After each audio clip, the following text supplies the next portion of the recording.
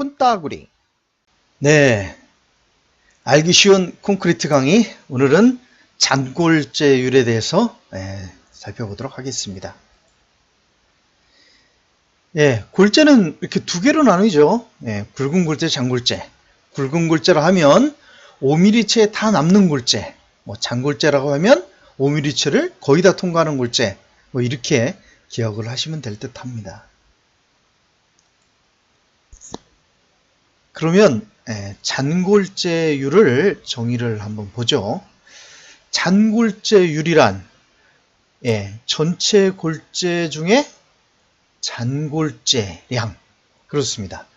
전체 골재량, 굵은 골재하고 잔골재, 콘크리트 안에서요. 굵은 골재, 잔골재 중에 잔골재만. 근데 여기서 살펴볼 게 있습니다. 잔골재이긴 한데 이거를 킬로그램이 아니라 용적 백분율, 부피라는 얘기입니다. 다음 장을 보시면요.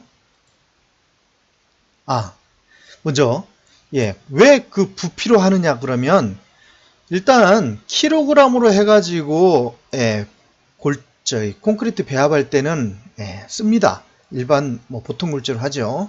그 다음에 이제 경량 골재가 있고 중량 골재가 있다고 예전에 한번 말씀드렸는데, 그러면 이걸 부피로 볼 때 각각 다르다는 거죠.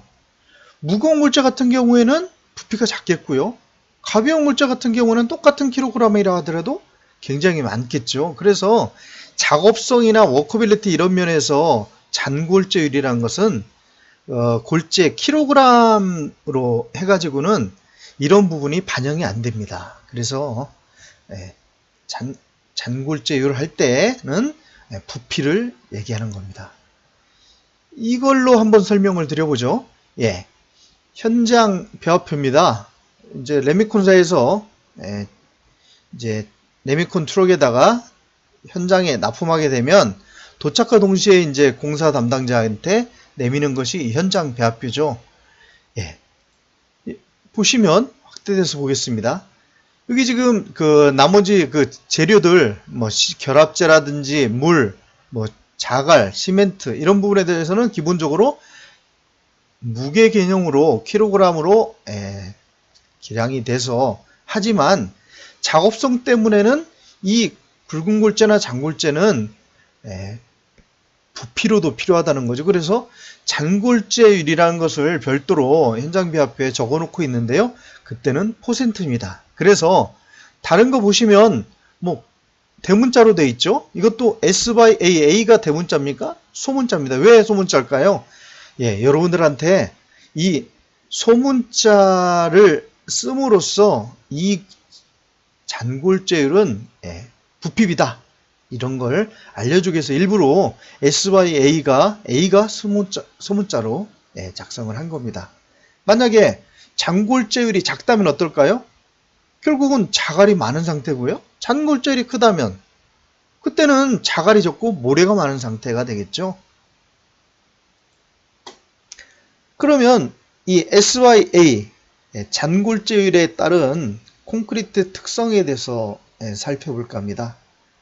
일단 배합 설계를 보면 배합 설계 시에 잔골재율을 적절하게 정하여야 한다, 이렇게 써 있죠. 왜 그러냐면 잔골재율을 적정하게 하지 못하면 워커빌리티가 안 좋아집니다. 그러니까 작업성을 우리가 현장에서는 꼭 필요하는데 작업성 때문에 잔골재율을 반드시 적절하게 맞춰야 된다는 거죠.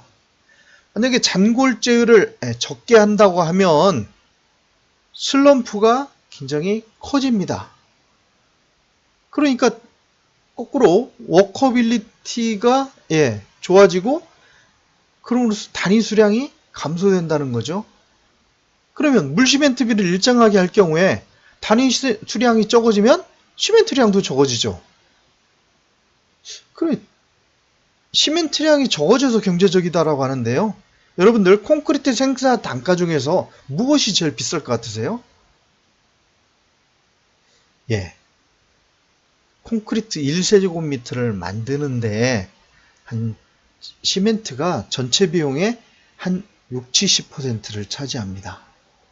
그러니까 대략 한 4만원 이쪽 저쪽이 된다는 얘기죠.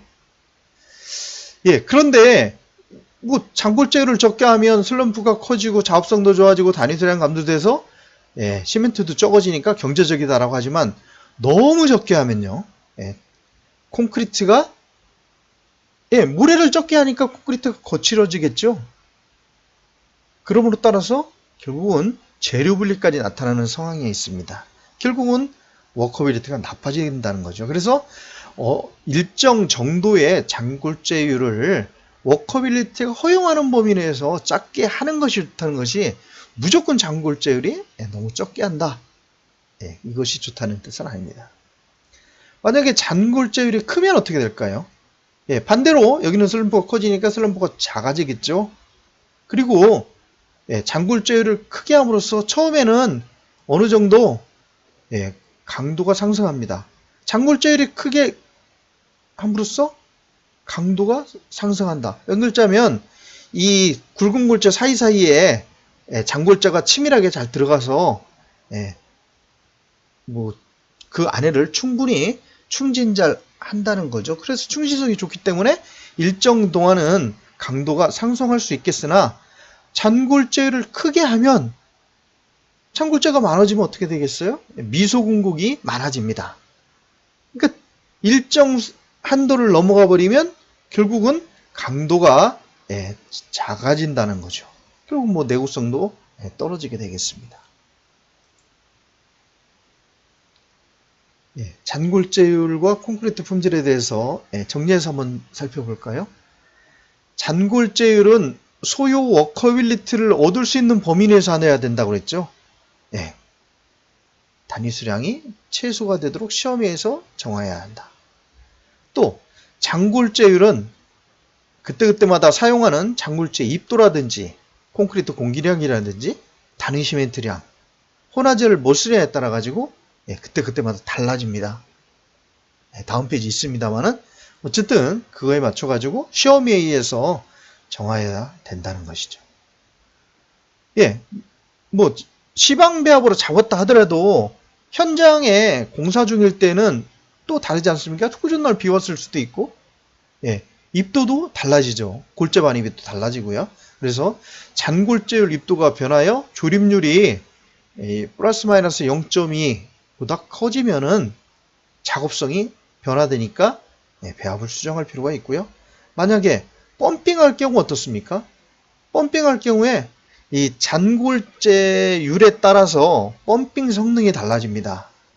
그래서 펌프의 성능이 달라지기 때문에 배관, 앞선 거리 등에 따라서 적정 잔골재율을 새로 결정해야 되고요. 또 뭐 일반적으로 우리가 A재, A 감수재를 씁니다만은 고성능 혼화재, 고성능 공기연행 감수재를 사용할 경우에는 잔골재율을 대략 1 내지 2% 정도 크게 해야지만이 훨씬 더 작업성이 좋습니다. 그러면 이 공사 중이라든지 이런 상황에서 현장 상황에 따라 그 잔골재율이 우리가 그때그때마다 보정하는 방법에 대해서 시방 근거로 살펴보죠. 우리가 아무리 시방 배합을 해도 현장 배합을 새로 잡아야 됩니다. 그죠?